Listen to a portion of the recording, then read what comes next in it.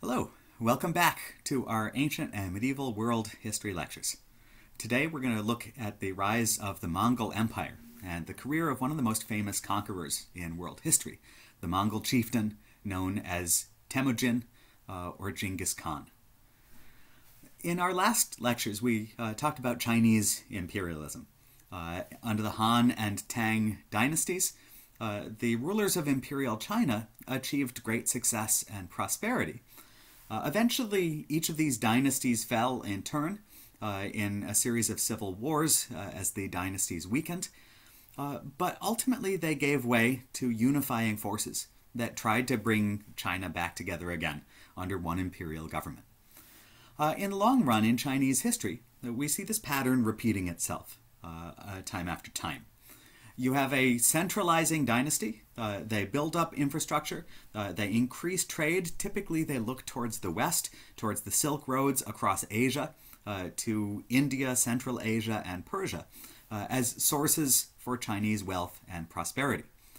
Now, when these centralizing dynasties fall, you have periods of fragmentation and decentralization, in which regional rulers in China fight each other for power. And typically in those periods, when China itself is not under a unified power, then you see competitor empires rising up among the nomad groups in the Silk Road regions of Central Asia, and sometimes to the north of China as well. Each major Chinese imperial government in ancient and medieval Chinese history struggled with the problem of the nomads to the north and west. How could they either defend northern China from these nomads or ideally control them and bring them under the tributary power of the central government? One government after another had attempted to do this in part by building versions of a Great Wall on China's northern frontier.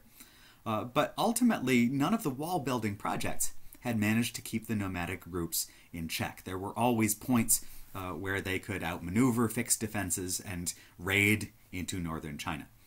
Typically, centralized governments had greater success when they built fast-moving armies that could beat the nomads on their own terms through mounted warfare and then project Chinese force down a chain of forts down the Western Silk Road corridor.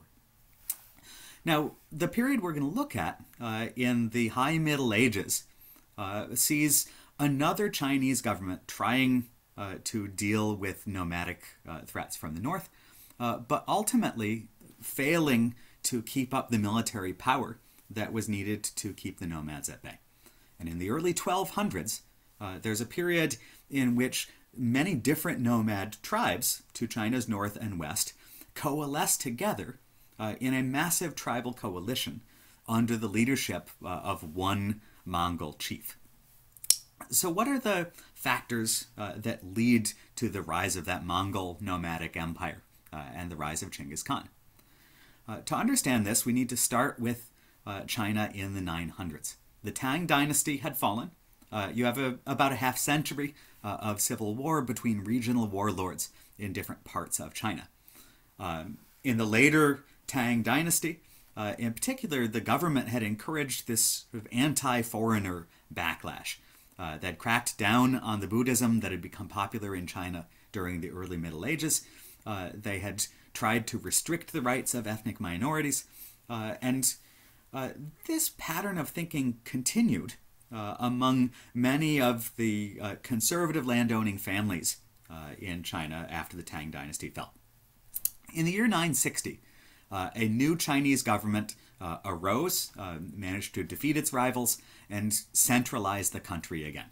This government was known as the Song dynasty, and they lasted in power over all of China for 150 years, so a shorter time than the 3 centuries of Tang rule or the 4 centuries of Han dynasty rule before them. Now, for a time, the Song dynasty are innovators. They are remarkably successful over the first century of their power. They make a number of important advances that helps to restore the peace and increase the population of China's cities. In particular, the Song were responsible for importing new types of rice from Southeast Asia into the Yangtze River Valley in southern China, and launching massive land clearance projects to try to make more farming territory available in China's southern regions. As a result of these Song government policies, they managed to increase the food supply dramatically, and this contributes to a great rise in the population. The Song also encourage new banking industries to grow in China's cities.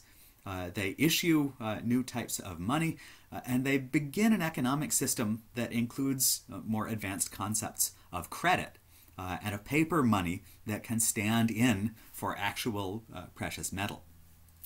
Their economy thrived, and for a century or so, the Song oversee one of the wealthiest periods in Chinese history. Again, you see contributions being made in the sciences and the arts. New technologies are invented, most famously gunpowder, which starts to be used in early fireworks and rockets. Very quickly, Song thinkers begin to consider some of the military applications of this new technology. However, at the same time that we see these technological advances and increases in Chinese population size, the Song dynasty also hold to the sorts of conservative Confucian ethics that had developed during the late Tang period.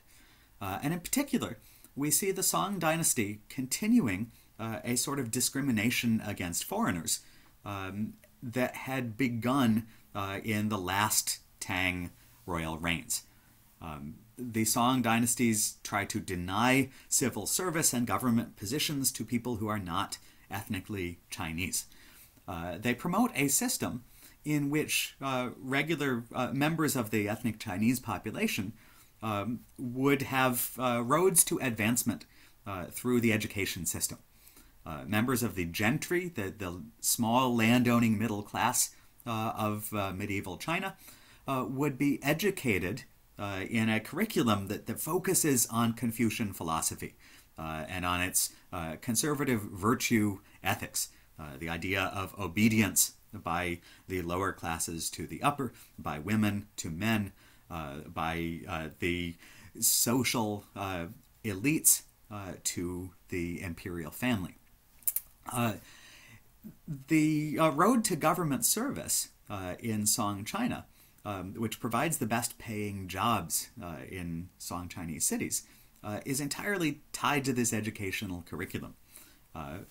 Members of the gentry who wish to serve the government and get good positions in society are required to take a civil service examination, which is based entirely on their knowledge of the Confucian philosophical system.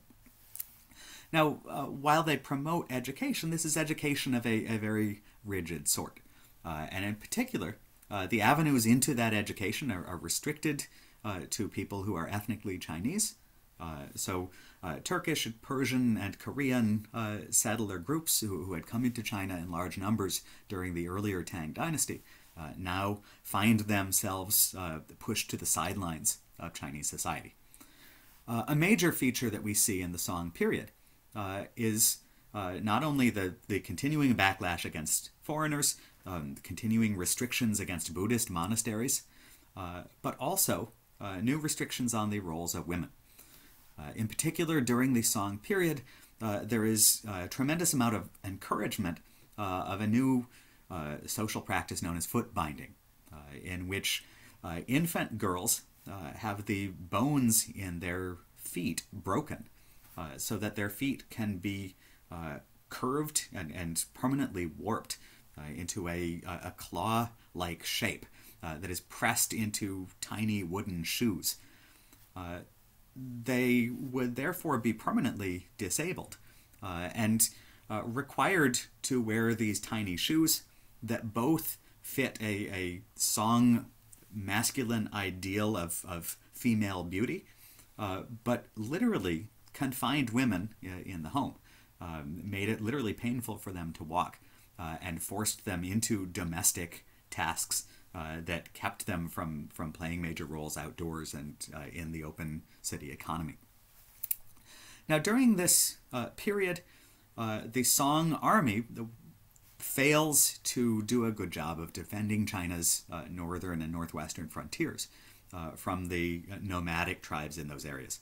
And you actually start to see a religious divide of sorts developing between the nomads in the north and west and the ethnic Chinese under Song imperial rule. The nomadic groups have trade connections up and down the Silk Road. Typically, they're more receptive to a mixture of religious ideas. Many of the nomads by now have adopted either Buddhism or Islam, as well as continuing some local beliefs of spirit worship and ancestor worship that have passed down through tribal history. Now, in the 1100s, one of these Buddhist nomadic groups in northern China managed to defeat the Song army in war and actually expelled Song soldiers from the northern part of China, from the Yellow River Valley. This was a nomad tribe called the Jurchens, who spoke a language that's related to Mongolian.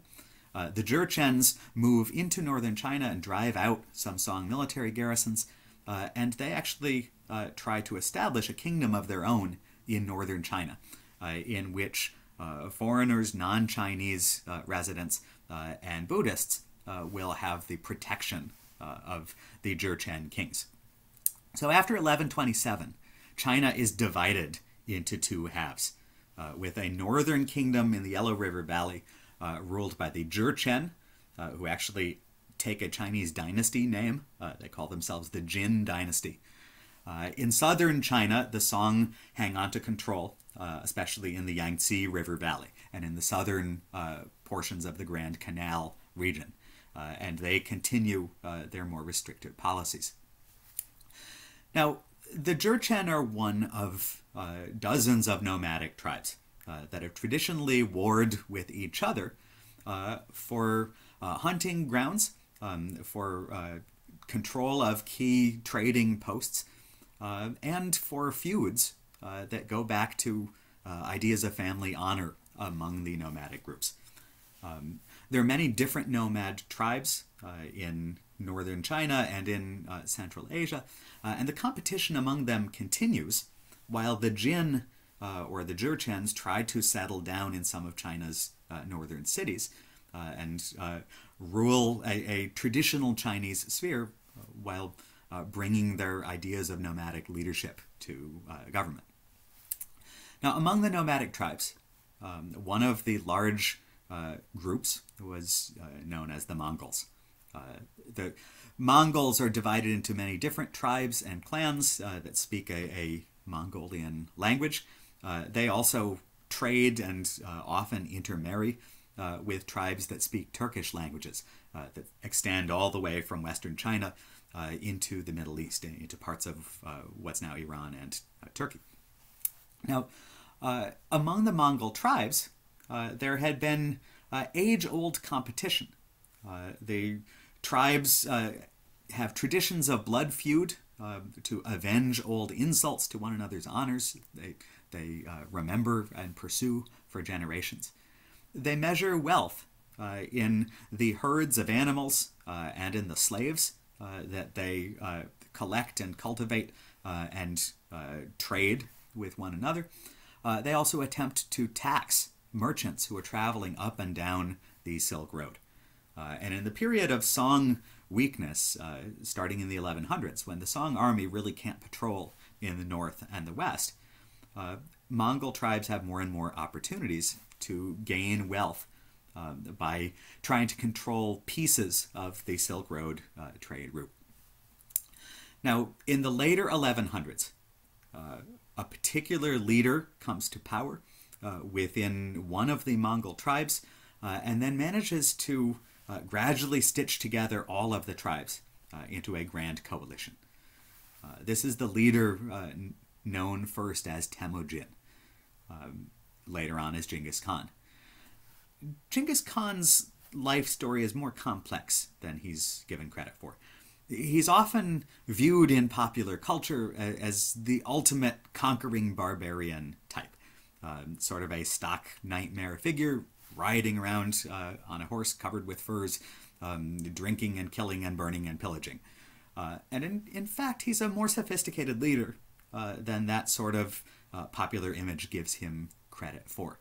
He has a fascinating rags to riches story that was commemorated in an early Mongol historical source called The Secret History, written down shortly after Chinggis Khan's death. It portrays him and helps to explain the reasons for his rise to popularity among the many different nomadic tribes. It portrays him as what we might think of as a Robin Hood-like figure. Someone who starts out life as an outlaw, someone who builds a band of followers by scratch, who steals from the rich and gives to the poor, and who gradually builds up this enormous following through his personal charisma. We know that he was the son of a tribal chief who was murdered by another tribal chief when Temujin was only 9 years old. Temujin's mother came from a different tribe called the Merakits. It was typical for chiefs among the Mongol and Turkish tribes in this period to seize their wives by abducting them from other tribes and forcing them into a sexual union against their will. And this was the case with Temujin's parents. But when Temujin's father was murdered, Temujin is left alone with his mother, with a couple of younger siblings and a slave who belongs to their family. Although he's the son of the previous chief, Mongol tribal leadership wasn't based on ideas of heredity. It depended on ideas of male charisma. And a 9-year-old was not considered a viable leader for the tribe. He and his mother and their small family group were expelled from the tribe by the adult warriors, who moved on to different hunting grounds and left them alone to fend for themselves on the steppe. So supposedly from age 9 into his early teenage years, Temujin kept his mother and siblings alive by hunting, by taking them to remote areas where they wouldn't be seized and enslaved by other neighboring tribes. And once he was old enough, strong enough, in his mid-teens, Temujin began rustling sheep and goats and then stealing horses from other tribes and starting to gather a few other outlaw warriors with him who were willing to follow him and make a name for themselves. In the course of these early adventures, he met another young tribal chieftain named Jamuga. The two of them went on a number of raids together, became very close friends, and ultimately swore an oath to become one another's blood brothers, to always have each other's backs, to work together to try to help each other succeed. Now, shortly after this, Temujin decided to seek a wife. And the way he does so is actually rather sweet by 12th century nomadic tribal standards. Temujin remembered that when he was a child, before his father's murder, his father had tried to arrange a marriage between Temujin and a girl named Berte, the daughter of another chief. And Temujin and Berte they'd met each other briefly. They had liked each other. They were sworn to marry each other once both of them came of age. Now, the years had gone by, but Temujin had never forgotten Berte. And once he becomes a teenage warrior, he decides that he's going to go and try not to abduct her, but try to actually win her with her consent. He needs her father's permission, so he spends years gathering horses and other animals that he manages to steal from other tribes, and when he feels that he's gotten enough, he goes to Berte's father. He meets Berte herself. Again, she remembers him too and is interested in the union, and he presents her father with a large herd of animals that convinces him to give the wedding his blessing. So Temujin and Berte agree. They both agree on this match, and they get married. And it looks like a romantic moment for the future Mongol conqueror. However, things take a turn. The tribe of the Merkits, the tribe that Temujin's mother had come from, had never forgotten the fact that Temujin's mother had been abducted and sexually assaulted by Temujin's father. And they have been waiting for years until Temujin comes of age so that they can pay back this insult to him and take their vengeance. The Merkits have been keeping tabs and shadowing Temujin's movements for years, and when they hear the news that he has taken a wife, the Merkits launch a surprise raid on Temujin and his camp. They catch him and his followers by surprise. Temujin is ready to stand and die fighting to try to defend his new wife, Berte, but she supposedly tells him, "Stay alive. Stay alive for me. I know you'll find me, but you need to get out of here, and you can't find me and rescue me if you're dead." So Temujin rides off, barely escapes with some wounds, but manages to stay alive and escape into a forest. Berte is abducted and carried off by the Merkits to humiliate Temujin, and he is left alone to figure out what to do. When he recovers from his wounds, Temujin finds his blood brother Jamuga and convinces him to help Temujin track the Merkits and try to win back his wife. Unfortunately, it takes more than a year to do so. Temujin and Jamuga get together a band of followers. They hunt the Merkit tribe across the steppes. Finally, after a long search, they catch up to them. They figure out where they are. They figure out that Berte is still alive. And Temujin leads a revenge raid on Berte's location. He finds Berta in the tent of a Merkit chieftain who has forced her to become his wife. Temujin kills the man, finds that Berta is alive, rescues her, puts her on his horse, and the Merkits are slaughtered in revenge as Temujin and Berta ride off into the sunset. Now, when they get back to their camp, Berta reveals the news that she's pregnant. And she's expecting a child. She's been away more than a year. But Temujin, at this point, tells her that he still wants her as his wife if she'll have him. He tells his own followers that no one is ever to question the paternity of Berte's child. And he announces that he's going to raise the child as his own. And that's the end of the matter. So Berta and Temujin end up getting something of a happy ending. She ends up becoming a key advisor after he becomes Chinggis Khan. She is the queen of the Mongol Empire and is a key figure who outlives him and who helps set up the succession plan eventually after his death. Temujin raises Berte's son, Jochi, as his own. Ultimately, they go on to have 3 sons together after that. And together, they plan wars against other tribes and the eventual unification of the nomadic world. Now, Temujin begins fighting the other tribes in earnest in the 1190s. From the 1190s into the early 1200s, for almost 10 years, he fights a series of battles one at a time against other nomad tribes. In each battle, he manages to gain more followers. He gets a reputation especially for being generous with the loot. When he defeats an enemy tribe, he spares some of its bravest warriors if they're willing to serve him instead and come over and join his group.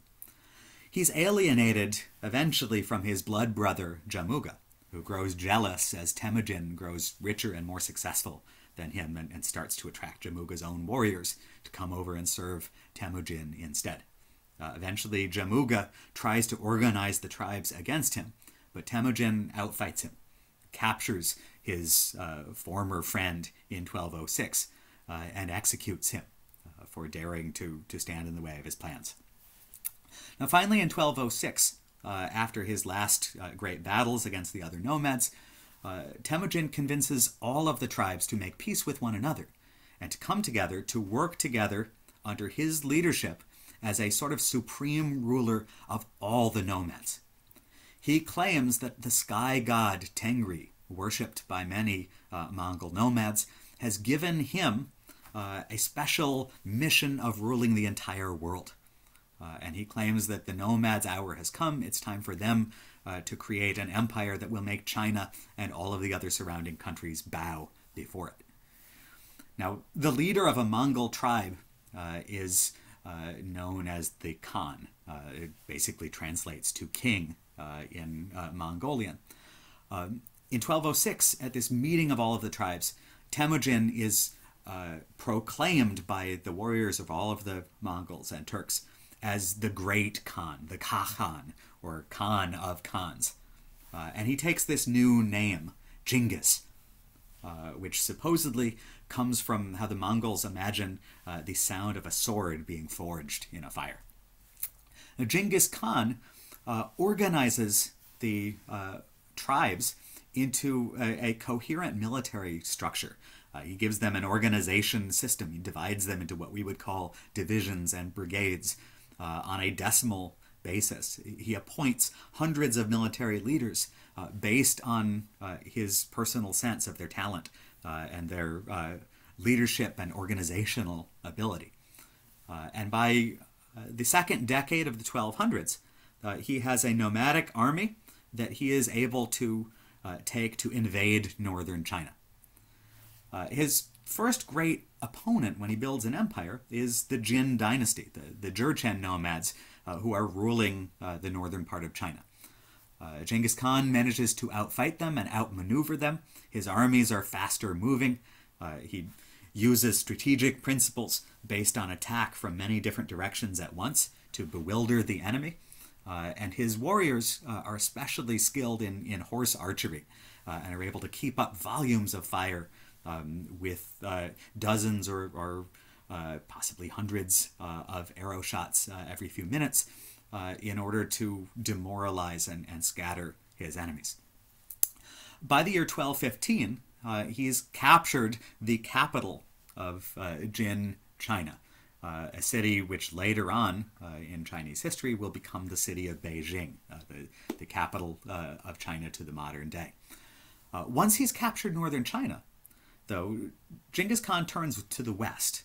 Rather than move south against the Song, he sees that the Song are entrenched. They have a fortress system all over southern China, and especially along the Grand Canal. And he decides that there's greater wealth, there's greater prosperity to be had along the Silk Road. So he leaves some of his army in northern China. He puts off southern China for later, and he sweeps down the Silk Road, bringing more tribes into his coalition, marching towards Central Asia and then Afghanistan and Persia. In around 1220, he captures a major Muslim trade kingdom in what's now Uzbekistan, a place called Khwarazm. And from there, he makes this a base for raids into Persia and into Russia, north of the Caspian and Black Seas. So this is the beginning of the Mongol Empire, an empire that stretches now from East Asia all the way into the Middle East and into Eastern Europe. Genghis Khan is planning more conquests, but he decides that once he's swept his armies all the way from China to Russia and Persia, he's going to turn back to southern China and try to resume the campaign against the Song dynasty in the south. As he's preparing to do that, he has a riding accident in the year 1227 and dies of the complications. So he leaves behind a massive territorial empire under the control of this Mongol nomadic state. It has very little in the way of imperial organization compared to all of the other empires we've looked at. There is not an organized province system like we've seen earlier in the Chinese empires or in the Persian or Roman or Arab empires. Instead, personal leadership is key. It's based on the personal charisma of different nomadic chiefs in the different regions. And when Genghis Khan dies, he is going to leave his widow Berte to help divide up the empire among his sons.